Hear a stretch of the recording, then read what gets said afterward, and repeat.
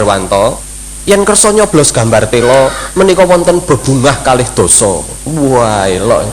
Gambar tela nggih Mas? Nggih Pak. Kalih dosa to? Nggih Pak.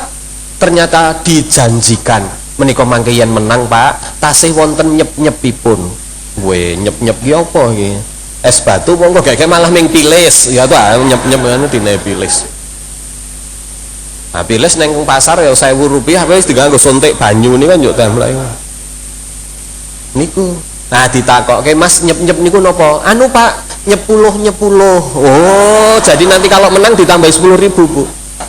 Tapi saya di sana ini dikenal sebagai provokator. Maksudnya itu ya saya menasihati Bapak dan Ibu saja supaya jangan memilih yang ngasih 20. Nanti belakangannya itu yang nggak enak Bu, Pak, begitu. Dan bener kok, yang ngasih 20.000 itu nggak terpilih kok.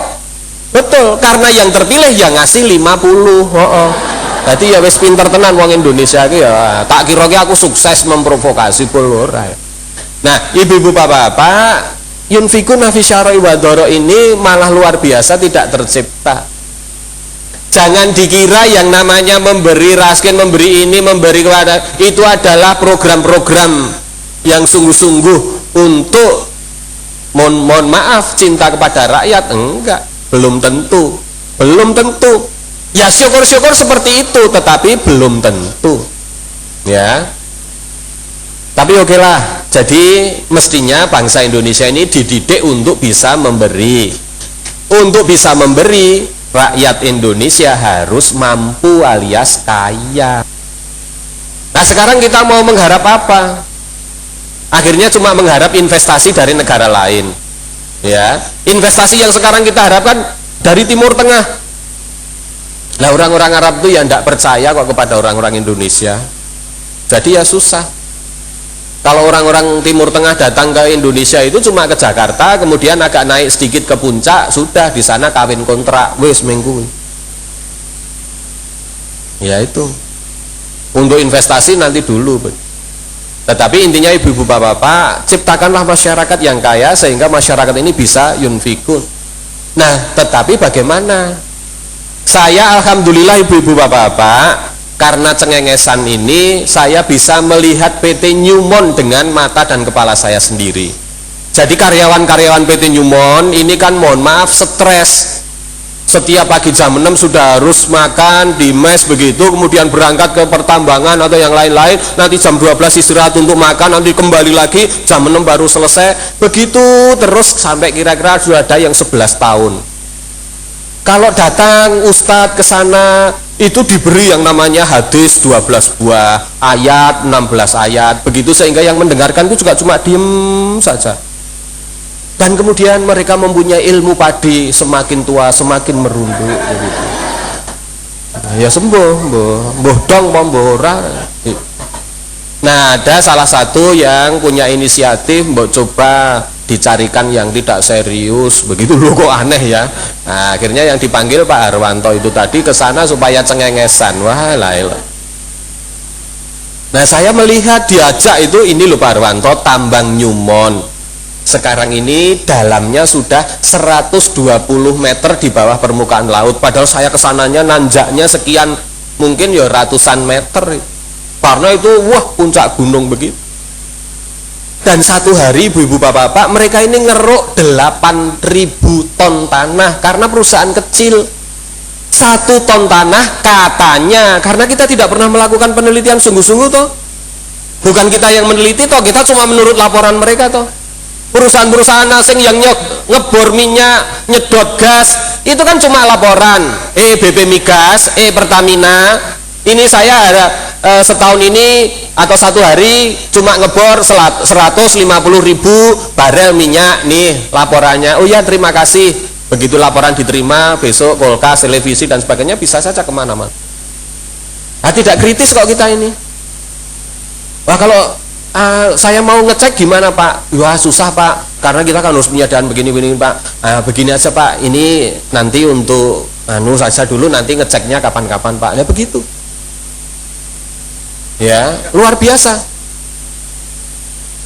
Nah, satu hari 8.000 ton tanah itu dengan 2,5 gram, katanya 2,5 gram emas per ton, per ton tanah itu saja sudah 20.000 gram per hari kok.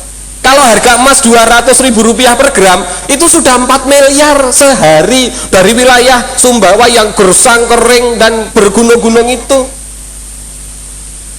4 miliar sehari itu belum tembaga, belum kandungan yang lain. Dan kehebatan mereka itu, ibu-ibu bapak, ini sudah dihancurkan, digiling di situ sehingga mirip menjadi bubur. Ya, nanti dipadatkan, begitu sampai di pelabuhan, ya, diencerkan lagi masuk ke yang namanya kontainer, kapal kontainer langsung keluar. Kapan Indonesia bisa ngecek? 4 miliar per hari, banyak itu 4 miliar itu. Coba kalau dibelikan arem-arem untuk sawalan, wow, tak kira wes do. Nah ibu-ibu bapak-bapak, Newmont itu ternyata hanya kira-kira 1/10 Freeport. Maka Masya Allah luar biasa. Tapi itulah Indonesia, sejak dulu kalah, ora tahu menang, ayo sejak dulu kalah. Karena apa? Yang nggak mau melakukan sendiri cuma ngomong saja, ming lambe lambe, begitu itu mentalitas begini. Bahkan nuwun sewu, saya tidak ngerasani, cuma menceritakan. Nggih sami nggih. Loh, kurang apa toh yang namanya anggota DPR? Ini baru contoh anggota DPR. Al-Amin Nasution itu gajinya 50 juta per bulan. Sama dengan gaji kepala sekolah SMP 2. Pinten tahun, Pak? Itu 50 juta, malah gaji Profesor Mahfud MD itu dimuat di KR 1 bulan 100 juta rupiah. Duit kabeh niku ra ono sing picikan kerokan ra ono. 50 juta masih ditambah istrinya pinter cari uang, asal mau jatuh bangun kemana-mana. Jatuh bangun aku mengejarmu, ngoten niku. Ong tundang mbokmu. Saya pakai jet kamu. Malah ibu-ibu bapak-bapak, bukan rahasia lagi kalau di DPR itu apabila ada sidang, maka yang namanya amplop itu berseliweran kemana-mana. Temen kuliah saya anggota komisi 1 DPR mengatakan, Mas Harwanto, kalau kita sidang apa meneh nek pas anggaran Mas, cek jenenge amplop iki kaya do tiba saka gendeng pating telepok. Dan tidak dalam bentuk rupiah, Bu. Loh, mau ngasih 50 juta kok dalam bentuk rupiah? Mesti takon, apa ini Mas? Duit Pak. Duit apa batako? Duit Pak, mosok ini mesti rupiah ini. Iya Pak, lain kali itu dolar. Iya Pak, apa euro? Pak, kalau euro udah bubar. Oh, itu kan berapa bulannya? Atau malah pada kasus Miranda Gultom yang sekitar 400 lembar cek A 50 juta rupiah itu tipis sekali. Begitu tipis sehingga membantu memperlancar belajar juz amma, alif ba ta sa, alif ba ta sa. Begitu itu. Nah, luar biasa tuh ibu-ibu bapak. Itu sudah begitu masih kurang, minta 1,8 miliar kepada Sekda Bintan. Akhirnya ya nun sewu, Allah itu sayang pada Mas Al-Amin Nasution sehingga ketahuan.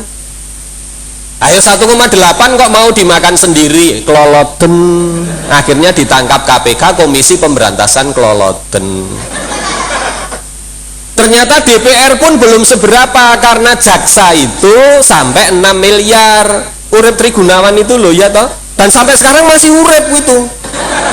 Saya urip 6 miliar ya nun sewu. Dulu kan orang kalau mau mempengaruhi pengadilan hanya memberi hakimnya. Maka dulu disebut hakim itu hubungi aku kalau ingin menang. Nah ternyata sekarang jaksa itu juga nggak ketinggalan. Loh kok jaksa minta? Ya ini jaksa itu kan mengingatkan, jaksa jangan kamu saja. Oh iya ya. Nah, akhirnya ya minta. Semakin keloloten ibu-ibu bapak. Nah ini kalau mentalitas pejabatnya juga begini, gimana bangsa Indonesia ini? Kok nggak begini loh? minta fasilitas, minta ini, minta anu, aku mau ke Rio tapi nanti aku disediakan anu ya. Iya Pak, kita sediakan juga selimut yang bisa senyum sendiri Pak. Wah, luar biasa ini. Nah, yunfikuna fi syar'i wa doro, luas pengertiannya juga. Masih ditambah wal kadhiminal ghaidho, mampu menahan amarah.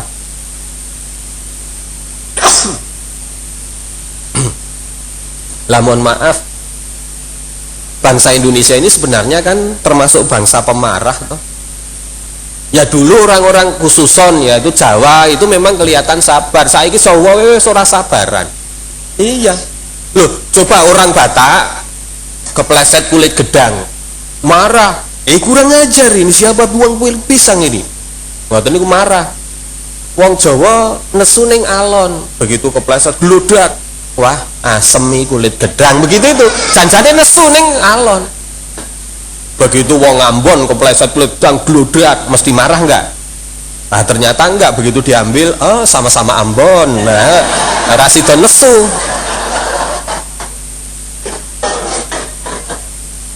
Nah, padha Ambone ya toh. Nah, itu ibu-ibu bapak-bapak, ya. Coba yang namanya bangsa Indonesia ini kalau kita lihat, waduh, kok tidak sabarannya itu luar biasa. Tetapi yang paling berbahaya sekarang ini ibu-ibu bapak-bapak adalah kemarahan terhadap materi. Kita menjadi seolah memarah, mata merah, ya, marah itu mata merah begitu melihat yang namanya materi dan ingin segera menguasainya. Ini yang sering kita jumpai. Maka ibu-ibu bapak-bapak, kalau bangsa Indonesia ini bisa mengurangi tingkat kemarahannya, tawuran nggak ada, apalagi kok antar pejabat saling marah, begitu, ya, itu insya Allah kan baik. Presidennya bukan presiden yang suka marah, begitu ya baik, ya, insya Allah seperti itu.